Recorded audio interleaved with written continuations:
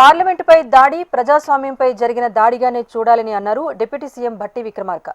దేశంలో ప్రజాస్వామ్యంపై పెద్ద ఎత్తున దాడి జరుగుతోందని ఆరోపించారు.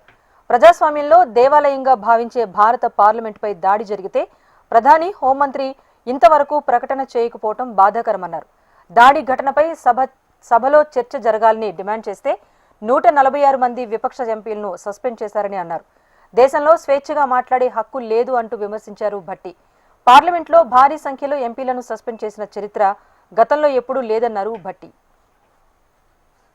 ఈరోజు చాలా బాధతో ఆవేదనతో ఈ నిరసన కార్యక్రమాన్ని చేస్తూ ఉన్నాం.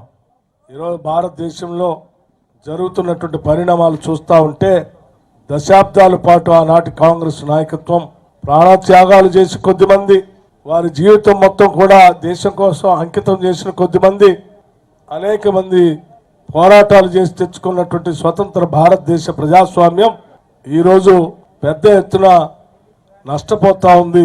ఈ ప్రజాస్వామ్యం పైన దాడి జరుగుతూ ఉంది.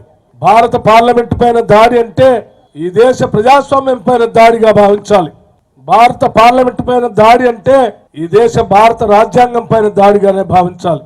అందుకే ఈరోజు బాధ్యత కలిగిన పార్లమెంట్ సభ్యులందరూ ఈరోజు పార్లమెంట్లో 13వ తారీఖు నాడు జరిగినటువంటి దాడి పైన చాలా స్పష్టంగా సభలో చర్చ జరగాలి, దానికి సంబంధించిన సమాచారం సభకి ఇవ్వాలి అని అడిగిన పాపానికి ఈరోజు దాదాపు 146 మంది పార్లమెంటు సభ్యుల్ని భారత పార్లమెంట్ నుంచి సస్పెండ్ చేశారు అని అంటే అసలు ఇంతకంటే సిగ్గుచేటైనటువంటి అంశం ఈ భారతదేశంలో ఎప్పుడు జరగలేదనే చెప్పక తప్పనిసరి పరిస్థితిలో చెప్తా ఉన్నాను.